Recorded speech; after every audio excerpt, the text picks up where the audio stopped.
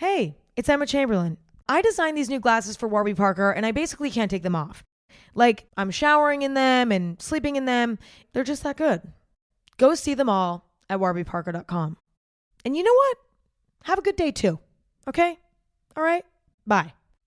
With Amex Platinum, you get priority notified with global dining access by Resi, so you can get first dibs if a spot opens up at restaurants. And compliments to the chef turns into compliments to your Platinum card. That's the powerful backing of American Express. Terms apply. Learn more at americanexpress.com/withAmex. This is Optimal Health Daily. Reflections on the U.S. News & World Report diet rankings and my involvement in them. Part 1 by Stephan Guyenet of stephanguyenet.com. And I'm your narrator, Dr. Neil. Happy Monday and welcome to another edition of Optimal Health Daily. This is where I read some of the best blogs covering health and fitness, just like an audiobook. Now today's post talks about the rankings of popular diets, including the ketogenic diet. And it's pretty thorough, but stick with it. It has some great information. The post is a bit longer than what I typically narrate, so I'm going to break it up into two parts. Read the first half today and then finish it up for you tomorrow. I'm trying to contain my excitement, so let's jump right into today's post. Can't wait to read it for you as we optimize your life. Reflections on the U.S. News & World Report diet rankings and my involvement in them. Part 1 by Stephan Guyenet of stephanguyenet.com. The process. Here's how it works. U.S. News staff summarizes information on each diet, including the diet's recommendations and what current evidence says about its effectiveness, and provides it to a panel of expert reviewers. This is the same information that is publicly available on each diet's U.S. News webpage. It's not perfect, but they appear to put in a good faith effort, and they ask reviewers to recommend corrections if anything seems off. On the basis of this information, as well as the reviewers' existing knowledge and optional literature searches, reviewers are asked to rate the diets in a number of different ways on a scale of 1 to 5. These scores are then compiled into 4 areas that are shared with the public. 1. How effective is it for short-term weight loss? 2. How effective is it for long-term weight loss? 3. How easy is it to follow? And 4. How well does it support general health? Note that these quote-unquote diets also often include lifestyle modification advice, such as physical activity, and these are considered in the scoring. U.S. News also provides an overall score for each diet, which I suspect is an average of the 4 scores above. General thoughts. The diet ranking system is necessarily an imperfect process. With 40 diets to review and rank, there isn't enough time to do comprehensive literature reviews to get the best possible picture of effectiveness for each diet. This less than comprehensive approach leaves a certain amount of room for uninformed opinions to substitute for evidence, particularly in areas of evidence that reviewers may not be very familiar with.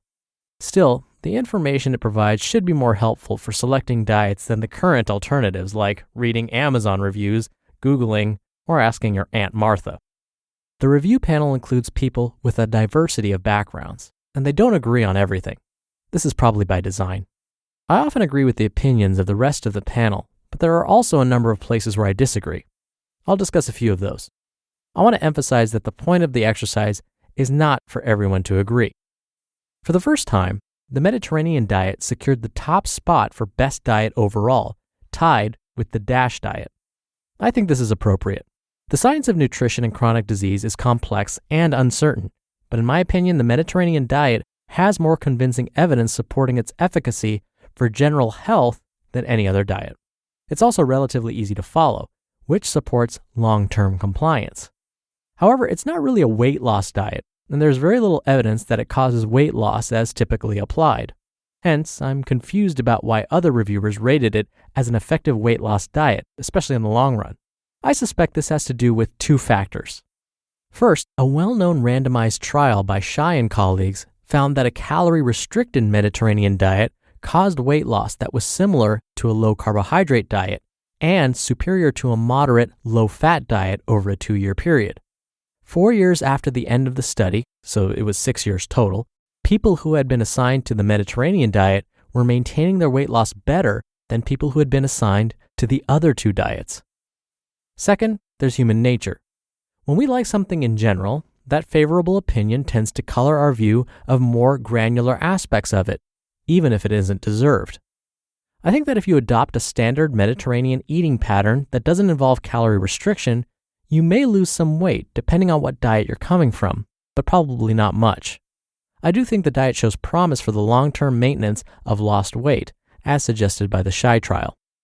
The issue came up in a few other places as well. For example, the vegetarian diet was ranked fairly well for weight loss. This view seems to be based on observational studies, showing that vegetarians tend to be leaner than their meat-eating counterparts. Yet there is little direct evidence that vegetarian diets promote meaningful weight loss, and if you expect to lose a substantial amount of weight just by cutting meat out of your diet, you're probably going to be disappointed. The ketogenic diet. Hear that on tomorrow's episode. You just listened to part 1 of the post titled Reflections on the U.S. News and World Report Diet Rankings and My Involvement in Them by Stephan Guyenet of StephanGuyenet.com. And I'll be right back with my commentary. When you're hiring, it feels amazing to finally close out a job search. But what if you could get rid of the search and just match? You can with Indeed. Indeed is your matching and hiring platform with over 350 million global monthly visitors and a matching engine that helps you find quality candidates fast. Ditch the busy work. Use Indeed for scheduling, screening, and messaging. 93% of employers agree Indeed delivers the highest quality matches compared to other job sites. One of the things I love about Indeed is that it filters out incompatible applicants. So when you're hiring, the process is much faster and you only have to consider applicants that are already likely to be a great fit. And listeners of this show will get a $75 sponsored job credit to get your jobs more visibility at Indeed.com/health. Just go to Indeed.com/health right now and support our show by saying you heard about Indeed on this podcast. Indeed.com/health. Terms and conditions apply. Need to hire? You need Indeed. What if you could hear your favorite song for the first time again? Introducing the all-new, reimagined Nissan Kicks. With an available Bose Personal Plus sound system that uses speakers in the headrest to create a 360-degree listening experience. You've never heard anything like this. Reimagine your music and your drive. Experience the all-new, reimagined Nissan Kicks for yourself at NissanUSA.com today. Available feature. Bose is a registered trademark of the Bose Corporation. Dr. Neal here for my commentary. I agree with Dr. Guyenet when he mentioned that the Mediterranean and DASH diets are probably some of the better diets to follow. As he mentioned, when we look at chronic disease risk, things like heart disease and cancer, the Mediterranean diet and the DASH diet seem to lower our risk for those. But here's the thing. The Mediterranean diet, when we as Americans think of it, we often think of pizza and pasta. And that's not truly a Mediterranean diet. That's an American version of the Mediterranean diet. So when we're talking about the way those eat that live near the Mediterranean Sea, what we're really talking about is a diet rich with beans, vegetables, fruits, fish, whole grains, nuts and seeds, lots of olive oil. You get the idea. So I've had patients who get very excited that I'm recommending a Mediterranean diet for them because that means they can eat lots of cheese and bread and pasta. Nope, that's not what I'm saying at all. And I also like Dr. Guyenet's point about the vegetarian diet.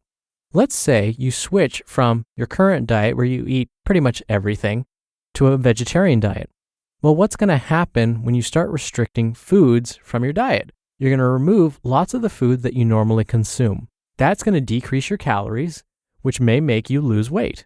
So when someone switches to a new diet, whether it's vegetarian or not, really, you're often just going to be cutting calories. And that's what's going to lead to weight loss. It's not the fact that it's the diet per se that's helping you. It's the fact that you started to cut out other things in your diet that then made you lose weight. Thank you for listening today and every day. Like I said, I'll be back here tomorrow to finish up this post and where we talk about the ketogenic diet. So I'll see you there where your optimal life awaits.